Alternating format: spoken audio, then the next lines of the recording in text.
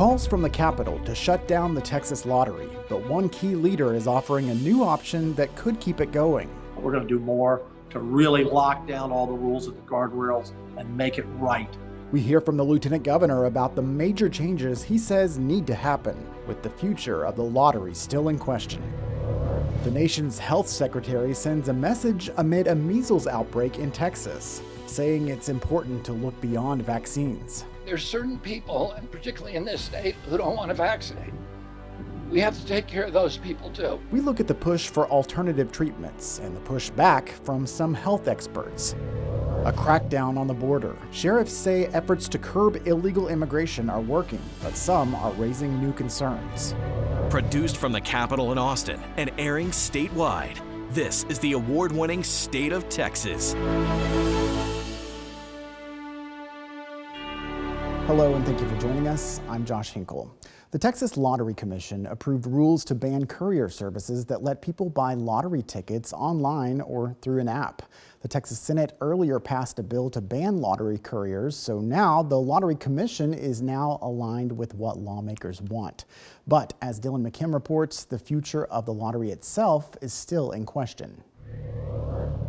There were no debates or arguments. Motion passes. A simple unanimous vote to codify rules that ban lottery courier services. A change in tone after months of controversy. You know, I haven't got mad this whole session. Which to me was a criminal act in itself. A sign of money laundering, yes or no? I can't answer that question. Wow. Work continues for the Lottery Commission inside this building, and you can still go into a store and purchase a lottery ticket, at least for right now. That's because just down the street, in that building right there, state lawmakers are deciding the future of the commission and lottery games as a whole. And there are warning signs. For one, the House's version of the state budget zeroed out the money appropriated for the Lottery Commission. We've come back to where it all started. And second, one of the state's top Republicans, Lieutenant Governor Dan Patrick, compared the lottery to a dead man walking. I would say it's on life support. He's unhappy with the commission, but understands some Texans do like testing their luck. There's a chance the lottery could be saved, but according to Patrick, it will not be run by the Lottery Commission. The Lottery Commission needs to go away, and we need to have a different government agency with serious people who are going to ensure that this never, ever, ever happens again. There's a little more than a month left in the legislative session to determine if the lottery has the winning numbers. Dylan McKim, State of Texas. Many of the questions senators have about the lottery stems from a jackpot in April of 2023. An entity known as Rook Texas collected the winnings after buying more than 25 million tickets. That's almost all of the possible number combinations. At a hearing in February, senators asked about the Lottery Commission's role in helping Rook purchase and process the large number of tickets in less than 72 hours. The commission provided extra terminals to businesses working with the group. Some senators said it opened the door for criminal activity, calling the mass ticket purchases a money laundering scheme. The Texas Rangers are currently investigating. Meanwhile, Lieutenant Governor Dan Patrick has called for the end of the lottery. Patrick spoke one-on-one with Capitol reporter Adam Schwager about what could come next. Where do you see the future of the Texas lottery right now? So I would say it's on life support. I don't know that we'll have the Texas Ranger investigation report back before the end of session. That's only 5 or 6 weeks away. But we're going to have to make a decision on behalf of the people. Now, look, folks like to play the lottery. They like their scratch-off ticket games. They know they don't have a big chance of winning, but they like to play and they like to hope. And they play, $5, $10 a week, and they hope to hit a bigger prize. We don't want to take the enjoyment away from people that want to do that, but we have to be sure that the people aren't playing a rigged game. And so far, based on what we've seen, there have been some games for big jackpots that were rigged. So I don't want people losing their hard-earned money on a game they can't win or have a little chance to win because someone's figured out a way to beat them out of it. I also don't know if there isn't a criminal element laundering money through the Lottery Commission. That may well be a part of this also. Let me say this to you, Adam. I'll give you a little news here.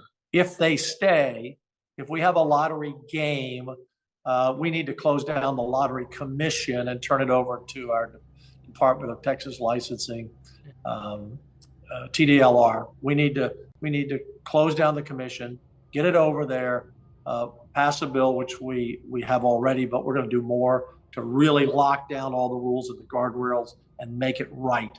But under the current condition, the Lottery Commission needs to go away, and we need to have a different government agency with serious people who are going to ensure that this never, ever, ever happens again. Speaking of former Director Grief, we've heard things about not being able to find him. What has that process been like? I can just tell you that the Texas Rangers usually find their man, but he could be living anywhere on the planet. Who knows where he is? But isn't it interesting?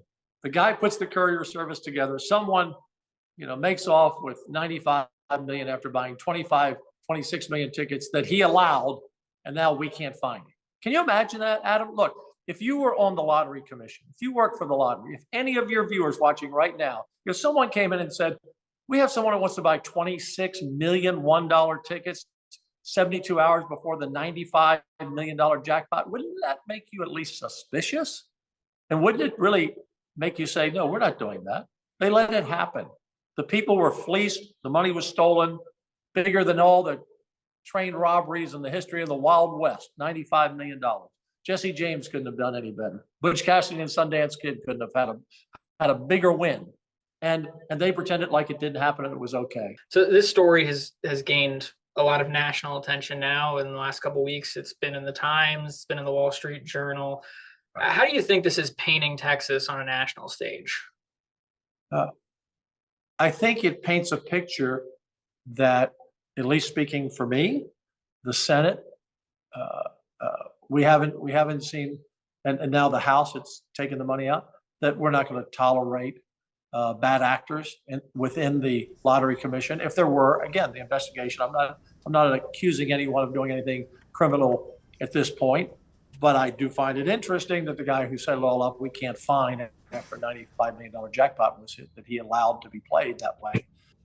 So I think it says that that somebody pulled off a great heist. I mean, the heist is so big, Adam, it's something you'd make a movie about, really, of how this was put together. And I read the New York Times and the Wall Street Journal stories, good reporting, but they did leave out the element of the cooperation between the Lottery Commission and those who won the money. And they also, I think, left out the element of potential criminal activity. Again, we'll find out if there was any, but this was not just a mistake. This wasn't a bunch of lucky guys who played a number. They had to have known, Adam, put these pieces together. They had to have known in advance when they called 72 hours before the drawing to buy 26 million tickets, $1 tickets, that no one had ever done before, that someone was going to say, okay. Someone was going to say, okay. And someone was going to have a plan to get all those machines out. That's not an accident. That's a conspiracy. The Lottery Commission will also need to find a new executive director after Ryan Mendel resigned from his position. Commissioners met in a closed-door meeting Tuesday to discuss personnel matters, but did not say how they will select a new leader. These are not fringe medications. These are medications that sick people should get. U.S. Health Secretary Robert F. Kennedy sending a message about measles in Texas, how he's pushing health leaders to look beyond vaccines in the fight against the disease. Law enforcement encounters at the southern border have plummeted since the start of the year, but we found even with the heightened enforcement, some border sheriffs still have concerns.